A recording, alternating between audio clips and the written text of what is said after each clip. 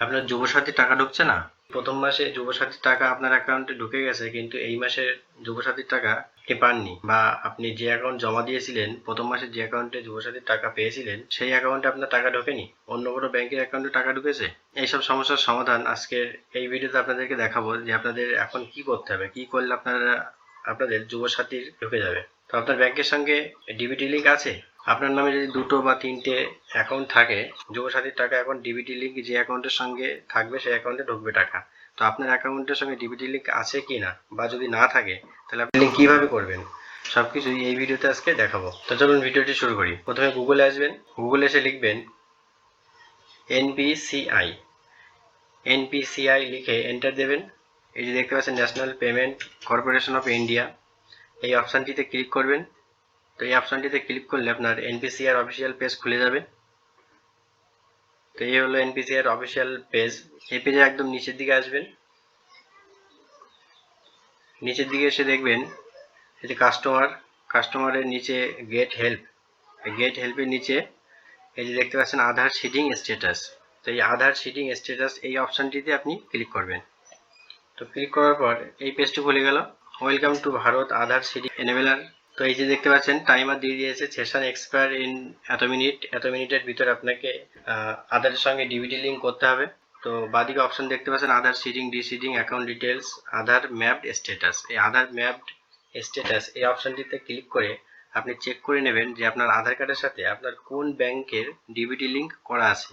এখানে ক্লিক করলাম। এখানে ক্লিক করার পর এখানে আপনার আধার নাম্বারটি লিখতে হবে। আপনার আধার নাম্বারটি এখানে লিখবেন। তো আধার নাম্বারটি লেখার পরে নিচে দেখতে পাচ্ছেন একটা ক্যাপচা কোড দিতে হবে। তো ক্যাপচা কোডটি ঠিকঠাকভাবে লিখবেন। চেক স্ট্যাটাস এখানে ক্লিক করতে হবে। করার পরে আপনার আধার কার্ডের সাথে যে মোবাইল নাম্বার লিঙ্ক আছে সেই নাম্বারে একটা 6 সংখ্যার ওটিপি যাবে। সেই ওটিপিটি আপনি এখানে বসাবেন। তো ওটিপিটি বসানোর পরে যে কনফার্মে ক্লিক করবেন। এই যে দেখতে পাচ্ছেন আধার ম্যাপড স্ট্যাটাস, এই যে দেখতে পাচ্ছেন এনেবেলড ফর ডিবিটি।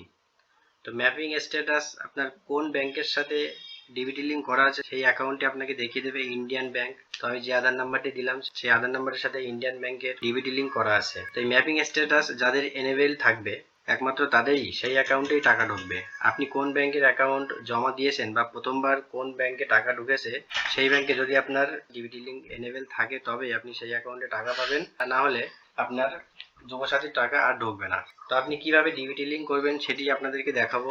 যে ব্যাংকে আপনার ডিবিটি লিঙ্ক আছে সেই ব্যাংকে আপনার টাকা ঢুকবে। তো আপনার যদি লিঙ্ক না করা থাকে তাহলে আপনি কিভাবে করবেন সেটি আপনাকে দেখাবো। চলুন। এই যে দেখতে পাচ্ছেন আধার সিডিং অ্যান্ড ডিসিডিং, এখানে ক্লিক করবেন। এখানে ক্লিক করার পর কনফার্ম করবেন। কনফার্ম করার পরে আপনার এখানে আধার নাম্বারটি লিখতে হবে। আপনি আধার নাম্বারটি এখানে লিখবেন। তো আপনি যেহেতু ডিবিটি লিঙ্ক করবেন তাই এখানে সিডিং এ ক্লিক করবেন। আর যদি মনে করুন যে ডিবিটি লিঙ্ক রাখবেন তাহলে ডিসিডিং, যেহেতু আপনি ডিবিটি লিঙ্ক করবেন তাই সিডিং এ ক্লিক করতে হবে। এরপরে ব্যাংক, আপনার কোন ব্যাংকের অ্যাকাউন্ট, আপনি কোন ব্যাংকের সাথে ডিবিটি লিঙ্ক করতে চাইছেন এখান থেকে আপনার সেই ব্যাংক সিলেক্ট করতে হবে। তো আমি ব্যাংকটি সিলেক্ট করলাম। এরপর ডান দিকে দেখতে পাচ্ছেন ফ্রেশ সিডিং। আপনার যদি কোনো অ্যাকাউন্টের সাথে যদি আধার লিঙ্ক না থাকে তাহলে আপনি ফ্রেশ সিডিং এ ক্লিক করবেন। এবং তো দ্বিতীয় অপশনটি দেখতে পাচ্ছেন movement, same bank with another account. আপনি যদি একই ব্যাংকের অন্য অ্যাকাউন্টের সাথে ডিবিটি লিঙ্ক করতে চান তাহলে আপনার 2 নম্বরটা সিলেক্ট করতে হবে। দেখা গেল আপনার একটা ব্যাংকে দুটো অ্যাকাউন্ট আছে, সেই অ্যাকাউন্টে একটার সঙ্গে ডিবিটি লিঙ্ক করা আছে কিন্তু আপনি চাইছেন না সেই অ্যাকাউন্টে টাকা ঢুকুক, তাহলে আপনি মাঝখানেটা ক্লিক করবেন। এবং 3 নম্বরে দেখতে পাচ্ছেন movement from one bank to other bank. আপনি যে অ্যাকাউন্টে আপনার ডিবিটি লিঙ্ক রয়েছে আপনি সেই অ্যাকাউন্টে যুবসাথীর টাকা ঢোকাতে চাইছেন না, আপনি অন্য কোনো ব্যাংকে ঢোকাতে চাইছেন, তাহলে আপনি 3 নম্বরটা সিলেক্ট করবেন। সিলেক্ট করার পরে আপনার সেই ব্যাংকের অ্যাকাউন্টটি দেবেন। এখানে ফ্রেশ সিডিং, আপনি যদি ফ্রেশ সিডিং করতে চান মানে আপনার কোন অ্যাকাউন্টের সাথে আধার লিঙ্ক নেই, যদি নতুন অ্যাকাউন্টের সাথে আধার লিঙ্ক করতে চান তো সেই অ্যাকাউন্ট নাম্বারটি এখানে লিখতে হবে। লেখার পরে ডান দিকে দেখতে পাচ্ছেন কনফার্ম অ্যাকাউন্ট নাম্বার, এখানে অ্যাকাউন্ট নাম্বারটি আরেকবার লিখবেন। লেখার পরে নিচে চলে আসবেন, নিচে এই যে বক্স, এই বক্সে ক্লিক করবেন। করার পরে এই যে ক্যাপচা কোডটি আপনি ঠিকঠাকভাবে লিখবেন। লেখার পরে নিচে সাবমিট, এই সাবমিটে ক্লিক করবেন। তো সাবমিটে ক্লিক করলেই আপনার 2 থেকে 1 দিনের ভিতরেই আপনার অ্যাকাউন্টের সঙ্গে ডিবিটি লিঙ্ক হয়ে যাবে এবং খুব শীঘ্রই আপনার ওই অ্যাকাউন্টে যুবসাথীর টাকা ঢুকে যাবে। তো সাবমিট করার পরে আপনি আবার চেক করতে পারবেন আধার ম্যাপ স্ট্যাটাস। এখানে এসে আপনার আধার নাম্বারটি দেবেন। আধার নাম্বারটি দেওয়ার পরে ক্যাপচা কোড দেবেন, দিয়ে চেক স্ট্যাটাস। এটা ঠিক আপনি 1 দিন কি 2 দিন পরে চেক করবেন।